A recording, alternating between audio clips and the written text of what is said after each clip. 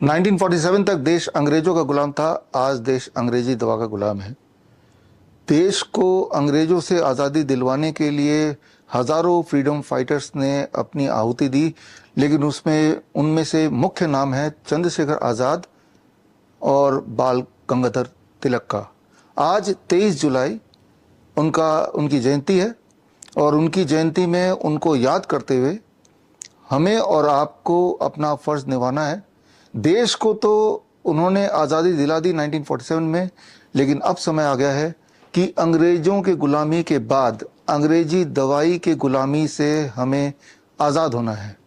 और इसी श्रृंखला में टू टेक दिस फॉरवर्ड आज मैं लॉन्च करूंगा मेरी अगली किताब का नाम है if you are the first responder, 2 भाषाओं में, इंग्लिश और हिंदी में। और साथ में ही एक खास टेक्निक सीखेंगे, that is the last breath. आप में से वो लोग जो मुझे काफ़ी समय से जानते हैं उन्हें पता है DIP diet, grad system, 3 step flu diet, zero bolt therapy, ऐसे बहुत सारे टेक्निक्स जो मैंने इंट्रोड्यूस की, जिसके माध्यम से बहुत सारी बीमारियों को आपने ठीक किया। इसी श्रृंखला में आज एक बहुत ही महत्वपूर्ण बट कॉम्प्लेक्स टेक्निक आप सीखने जा रहे हैं, द लास्ट ब्रेथ। और इस टेक्निक को आप तक पहुंचाने के लिए मुझे ये 2 जो आप देख रहे हैं राजा, emperor with new clothes and emperor with no clothes, इनकी मदद मैं लूंगा। और साथ ही में 2 और कैरेक्टर हैं, कालिया और सांबा, शोले के प्रसिद्ध कलाकार मैकमोहन एंड बीजू खोटे। ये जो आप तस्वीर देख रहे हैं ये 2007 की है। 2006 में मैंने गिनीज वर्ल्ड रिकॉर्ड बनाया था जो 2008 में आया था, दुनिया में सबसे तेज मेमोरी के लिए। इस किताब में अगर आप पेज 84 में देखें तो मेरा नाम है for being the fastest to memorise.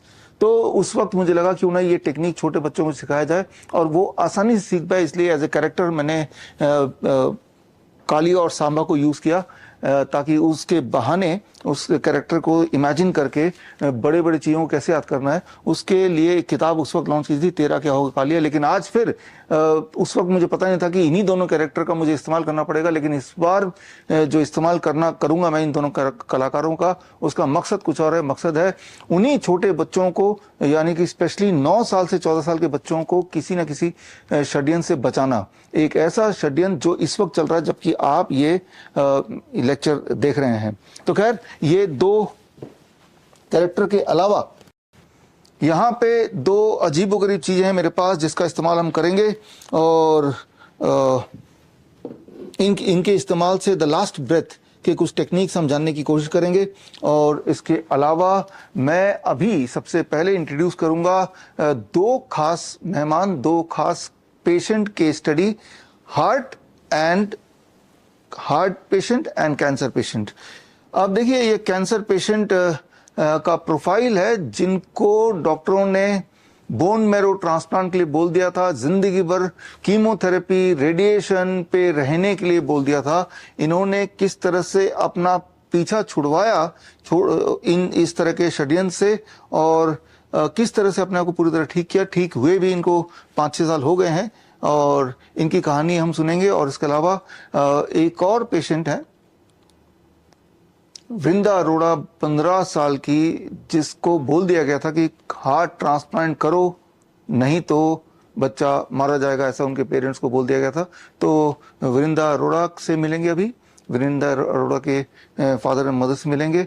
तो कहाँ तो हार्ट ट्रांसप्लांट, कहाँ तो बोन मैरो ट्रांसप्लांट, और कहाँ तो इन सब चीज़ों को छोड़ के सिंपल सा डाइट, द DIP डाइट, और उसके बाद इनकी ज़िंदगी पहली जैसी हो गई, नॉर्मल हो गई। तो वो कहानी से कुछ इंस्पिरेशन लेंगे और ये भी जानने की कोशिश करेंगे किस तरह से साइंस, कॉमर्स एंड कंस्पिरेसी के बीच हम लोग ट्रैप्ड हैं, अंग्रेजी दवा के गुलाम हैं। और इस गुलामी से बाहर निकलने के लिए आज की जो मेरी खास किताब की लॉन्चिंग है, ये किताब जो लोग मुझे देख रहे हैं इस वक्त, आप करीब 100 से अधिक YouTube चैनल्स में लाइव ये मेरा लेक्चर देख रहे हैं, सुन पा रहे हैं। और जो लोग लाइव यहाँ पे देख रहे हैं, सुन रहे हैं, उनके लिए ये किताब अवेलेबल है फ्री डाउनलोड के लिए bishrup.com/RAK में, हिंदी और इंग्लिश 2 भाषाओं में। और दुनिया भर के जितने सारे ऑनलाइन स्टोर है उसमें तो मिल ही रहा है, बिक ही रहा है, बट फ्री डाउनलोड आप मेरे वेबसाइट से इसको कर सकते हैं।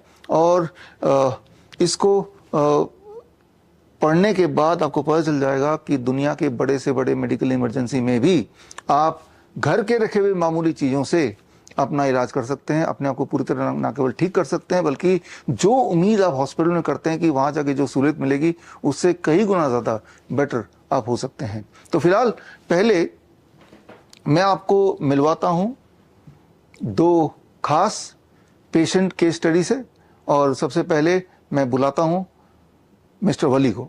आप थोड़ा अपने बारे में बताइए कि आपका एक बैकग्राउंड कहाँ से आए। और मैं झारखंड रांची के करीब रहता हूँ, रामगढ़ मेरा डिस्ट्रिक्ट है।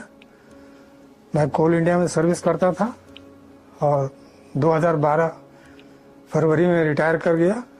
मैं माइनिंग में था, अंडरग्राउंड में सर्विस करता था और उसके बाद अपना रिटायरमेंट लाइफ गुजार रहा था। मेरी ओल्ड मदर थी, वो बीमार चल रही थी, उन्हीं की सेवा में लगा हुआ था। तो 2016 में उनका जो है यहाँ फ्रैक्चर हो गया था, पैर में जांघ के पास जो है वो फ्रैक्चर हो गया। तो हम उनको इलाज में लगे हुए थे। इस इन द मीन टाइम मेरे आँख में जो है स्वेलिंग हो गया, लेफ्ट साइड आँख में स्वेलिंग हो गया। तो लोगों ने कहा कि आप आँख के डॉक्टर से दिखाइए, कुछ प्रॉब्लम है लगता है। तो हम बोले कि ना, ऐसा कुछ प्रॉब्लम तो नहीं है, सिर्फ स्वेलिंग है। हमको लगता है कि रात में जो सोते हैं पंखा के नीचे, उसकी वजह से ठंडक लग जाना है, इसकी वजह से स्वेलिंग हो रहा है। क्योंकि कहीं पेन वगैरह था नहीं, इसलिए हम उसको इग्नोर कर रहे थे। लेकिन साइड में जो है यहाँ पर चिन में थोड़ा थोड़ा ग्लैंड्स हो गया था, नेक में भी इधर हुआ था, थोड़ा थोड़ा छोटा छोटा सिस्ट टाइप का था। तो उसमें हम बेलाडोना यूज करते थे, उसको लगाते थे तो सबसाइड कर जाता था। तो ऐसे ही चल रहा था। तो जब माँ का जो कुल्ले की हड्डी टूट गई तो उसको जो है दिखाने के लिए ऑर्थोपेडिक्स रांची में एक एक्सपर्ट थे, उनके पास ले गए। मेरा लड़का भी साथ में था। इत्तेफाक से वहीं पर एक शंकर मंत्रालय के डॉक्टर नौकरी छोड़ करके वहाँ अपना क्लिनिक खोले थे, आई स्पेशलिस्ट थे। तो लड़के ने कहा कि जो है जब आए यहाँ तो आप यहाँ दिखा लीजिए अपने आँख को भी। तो हम जो है डॉक्टर मलय वर्मा नाम था उनका, डॉक्टर मलय वर्मा, उनके पास गए और हमने अपना दिखाया आँख को। तो बोले कि हाँ, यहाँ आपको सिस्ट है, इसको ऑपरेट करना पड़ेगा और बायोप्सी में भेजना पड़ेगा, हमको डाउट कुछ है। तो हम तो एकदम डर गए उस वक्त। मेरा तो समझिए काटो तो खून नहीं हुआ, ऐसा हो गया। तो फिर खैर अब हम बोले ठीक है सर, अब सलाह मशवरा करते हैं तो हम कराएंगे ऑपरेशन। कितना टाइम लगेगा? तो बोले कि नहीं, आज 1 दिन में हो जाएगा, आज ऑपरेशन करेंगे, कल छोड़ देंगे। तो हम बोले ठीक है, आते हैं। फिर हम बाहर निकले तो लड़के ने कहा कि सो आप अभी करा लीजिए, अभी यहाँ आ रहे हैं डेली, उसके बाद फिर अगर फिर चले जाएंगे तो फिर हम तो चले जाएंगे अपना सर्विस में, तो हम फिर अवेलेबल नहीं होंगे। अभी हम हैं तो करा लीजिए आप। तो हम उसी वक्त जो है फिर डॉक्टर पास रिटर्न होकर फिर गए, उनको बोले कि मेरा आप जल्दी से जल्दी कर दीजिए ऑपरेशन। तो उन्होंने कल का ही डेट दे दिया और इसके बाद ब्लड टेस्ट वगैरह सब लिख दिया और ब्लड टेस्ट वगैरह कराने के बाद दूसरे दिन डेट दे दिए और उसके बाद ऑपरेशन हो गया। और वेरी नेक्स्ट डे जो है उन्होंने छोड़ भी दिया। और उसके बाद जो है वो जो उसका काट करके टुकड़ा मांस का जो है वो बायोप्सी में भेज दिए बॉम्बे, टाटा मेमोरियल। उसके बाद वहाँ से उसका रिपोर्ट आ गया, उसमें लिम्फोमा डिक्लेयर हुआ। तो उसी बीच में उनका दवा चल रहा था, जिससे जितने भी ग्लैंड्स थे सब साइड कर गया था, एकदम नॉर्मल आ गया था। तो हमने डॉक्टर साहब से कहा कि आपकी दवा से तो हम ठीक हो गए, तो अब क्या जरूरत है हमको ऑन्कोलॉजिस्ट के पास जो भेज रहे हैं, अब क्या जरूरत है? तो बोले कि नहीं ये सब साइड किया है, लेकिन वो फिर हो जाएगा, आप एक बार उनसे आप जा करके आप सलाह ले लीजिए क्या कहते हैं। तो हम मजबूर होकर के फिर जो है कोलकाता ठाकुर पुकुर रिसर्च सेंटर है, कैंसर रिसर्च सेंटर, वहाँ चले गए और जा करके वहाँ फिर एडमिट हो गए।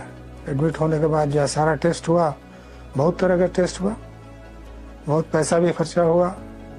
उसके बाद वहाँ फिर रेफर हो गया कि आपको केमो कराना होगा। एवरी 21 डेज के बाद आपको केमो कराना है, 6 केमो लिख दिया, आपको कराना है एवरी 21 डेज के बाद। उसके बाद फर्स्ट केमो के लिए हमको एडमिट किया गया। देन जो है केमो स्टार्ट हुआ। करीब 22 दिन, पहला ट्रिप में हमको तो 22 दिन करीब हमको रहना पड़ा।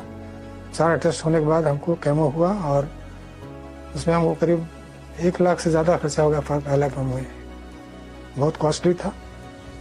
तो खैर 6 केमो कराने के बाद फिर जब रिव्यू में गए तो वहाँ डॉक्टर साहब ने रिव्यू में फिर से कह दिया कि अब 8 मेंटेनेंस कवर करना पड़ेगा। एवरी 3 मंथ्स के गैप में आपको 8 मेंटेनेंस केमो कराना होगा। तो 16 नवंबर से स्टार्ट हुआ। फिर जो है हमको 18 अक्टूबर या नवंबर तक चला है। आपको 8 केमो चला। 2019 की बात है। हाँ, उसके बाद तो रिव्यू गया। 18 तक मेरा केमो हुआ। तो उसके बाद रिव्यू स्टार्ट हुआ फिर एवरी 3 मंथ। उसके बाद फिर उन्होंने इन द मीन टाइम जो है एक टेस्ट